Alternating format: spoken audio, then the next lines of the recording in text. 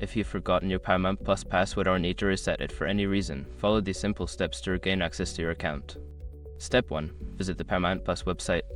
Go to the official Paramount Plus website using your web browser. Make sure you're on the correct site to ensure your security.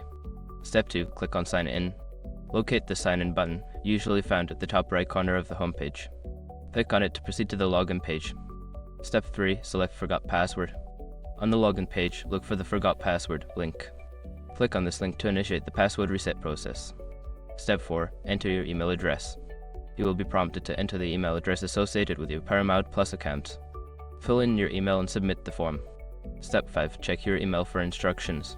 Check your email inbox for password reset email from Paramount Plus.